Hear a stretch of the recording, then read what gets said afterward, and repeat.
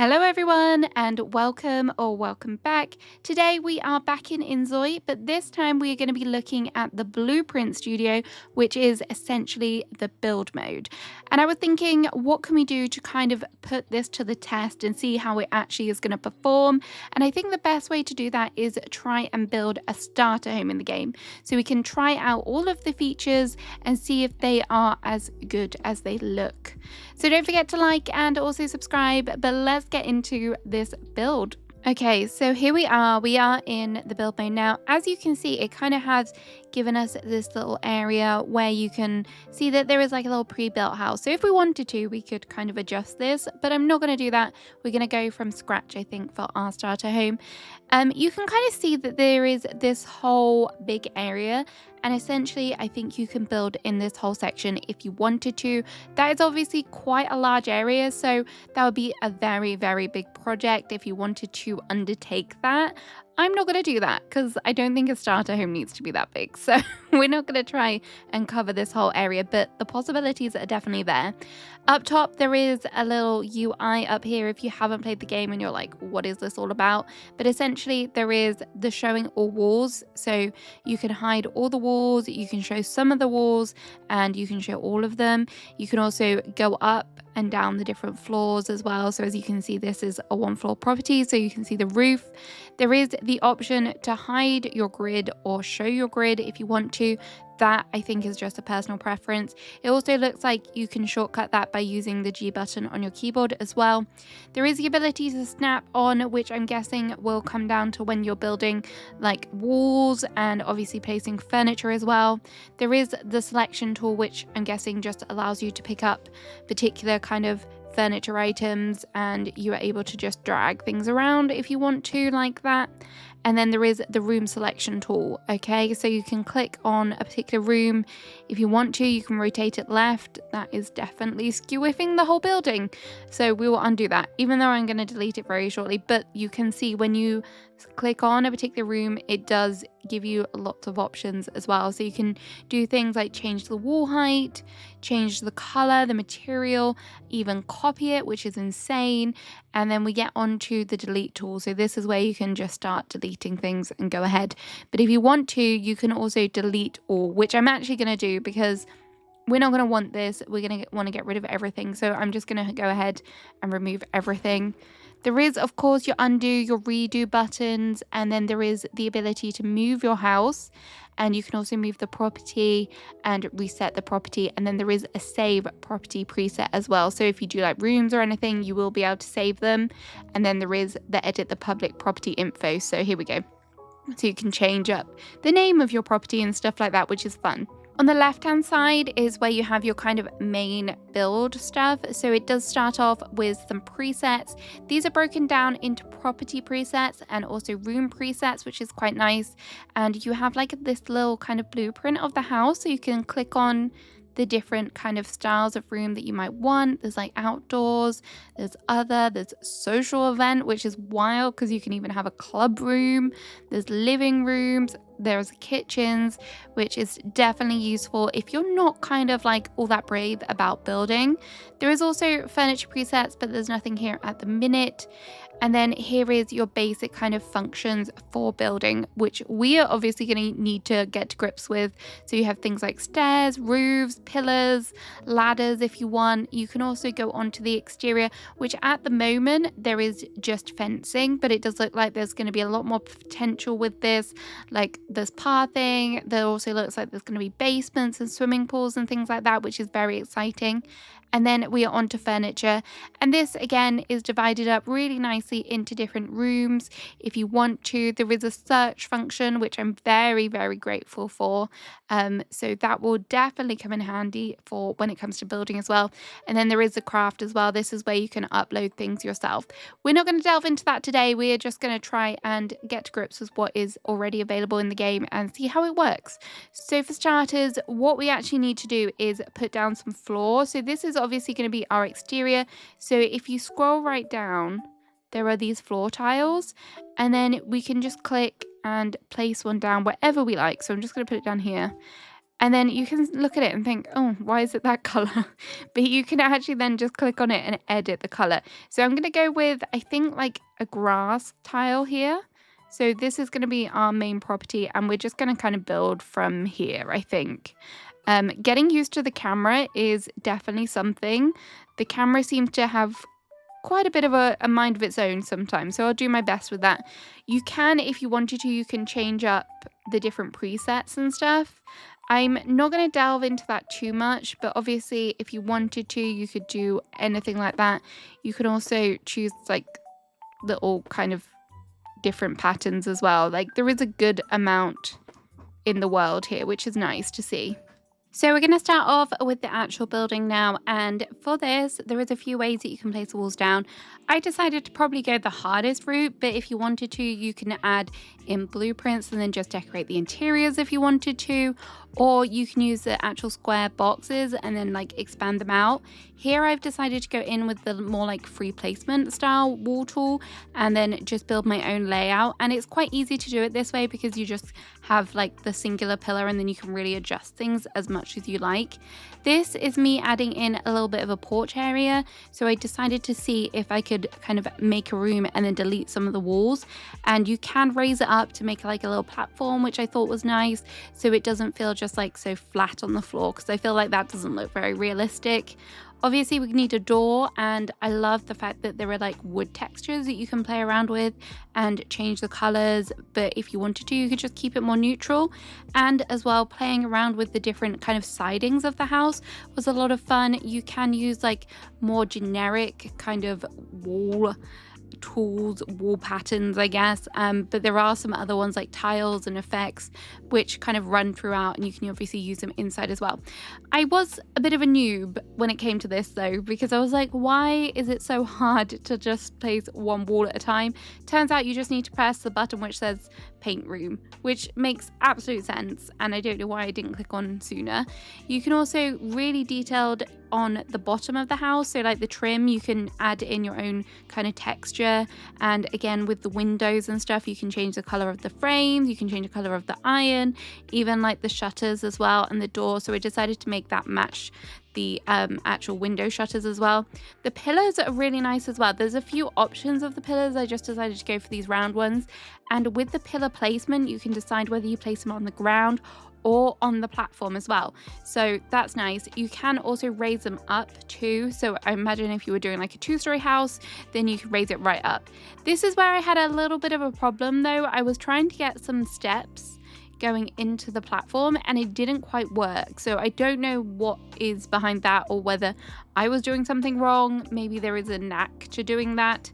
And then I found some outdoor kind of decor pieces, so there's like these patio style tiles, and there is also some stones, and there is some shrubbery as well. There wasn't a whole lot, but there was quite a few bushes. There is some trees as well. Some of them were just a little bit too big for me, so I decided to stick to the bushes, and the bushes were a good shape. I do wish you could maybe it is possible. I didn't see that it was possible because when you click on it, the paintbrush doesn't occur, but it would have been nice to be able to change maybe the colors on the plants and stuff like that. That would have just been an extra added detail. To say that everything is like fully customizable in this game, to say that you can't change the color of the flowers, was a little bit disappointing as a flower lover, that is for sure. So yeah, and then we've added in a little bit of a garden. Then I found even more potted plants, so I was like, perfect, we'll put them on the kind of platform area, the patio welcome area. And I just really went to town. I feel like maybe if I had found a way to add in some dirt on the floor, that might have looked good. And also because of the way that I detailed the room or deleted the walls on the room, it created this porch. So now it's time to try and make a roof. Now, historically, roofs in games and me do not really get along. So it will be interesting to see how this actually works out when it comes to bigger scale builds. But actually for this little house, this little roof, it was pretty simple to do. too. So you can kind of see where you can expand out the shape and the size, and then the green kind of arrows will allow you to kind of adjust the overhang of the roof, which I thought was a good way to do it, and it makes it quite kind of player friendly, which is always important. I did have a bit more difficulty with this flat roof, as I don't know if it was just the way that it was placed, but I did kind of have a little bit of a struggle trying to get it to intersect with the main roof. I don't know why, it was just a little bit of a problem. I wish it was just more kind of snug in there and wasn't just kind of like, here's one roof, oh look, there's another roof. Like, it would have just been that little bit better for me if that was the case. I also did enjoy the fact that you can kind of fully change up the tiles, you can change up the kind of outer rim of the roof as well, which was nice. I feel like maybe there is somewhere, but I didn't find anywhere where there was like a chimney or anything, which I thought would have been a nice touch as well. I found some smaller trees, which I just decided to accent here. So I think that's the outdoor done. Let's move inside, and I'm going to start off with the smallest room just so that we can get acquainted with interior decorating in this game.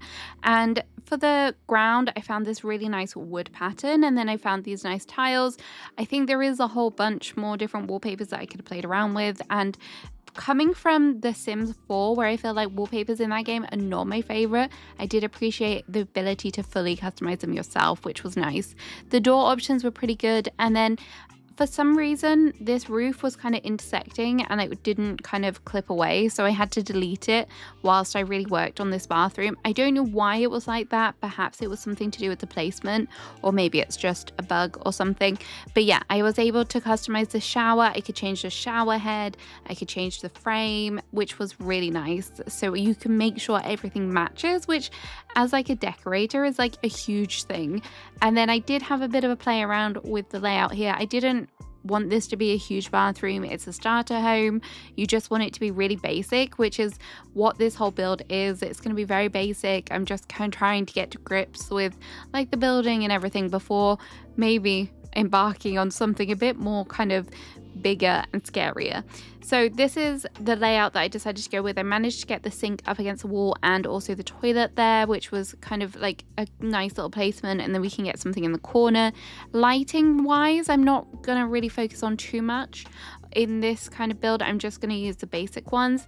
This weird thing kind of happened as well. It didn't like placement of something, but I did find that I could put stuff on this sink, which was very, very nice. And it had like a shelf in the back, and it was really easy to do, really seamless, which was very impressive. I was definitely impressed with that kind of little feature there. And then I was like, oh, maybe we can just add in like a little table or something for this corner.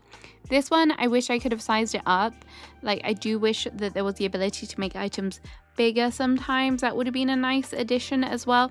But in the end, we went for this little kind of corner piece, and I was able to get some items on. And then I found this leaf rug, which I thought was nice. Not the most exciting build. It's not nice and colourful, but hey, we're just getting to grips with things, and kind of a more muted colour palette is sometimes nice. This is going to be the bedroom, and again, I had a bit of a play around with the wallpapers here. You can see how easy it is to change everything, which is a really nice feature. And then this was the first bed that I found, and I was like, yeah, that's a pretty nice bed, so we're going to go for that. And again, here you can really change everything. So I could change the headboard, I could change the back pillows, the front pillows, the bedding. I could add a texture if I wanted to. Honestly, it was very overwhelming. I think I got very, very overwhelmed as I was building this, hence why I didn't do the voiceover as I was doing it, because I was really trying to kind of take in everything and every little detail, and I don't even think I got anywhere near because there was just constantly different things. Look at all of these wall art items. I tried to add in some little bedside tables as well, just to give it a little something. Obviously, I could have cluttered it up a little bit more, but we were really just playing around, and the building was pretty easy so far. Rugs, being able to size them down and size them up would have been good. Would have been really nice. I definitely was enjoying the interiors more than the exteriors, maybe until it got to this point where I was a little bit sad that I couldn't, for some reason, place these curtains, which I just thought was a little bit weird. And the blinds wouldn't even work. It kind of had to go right up top. I did try using the free placement using the Alt key.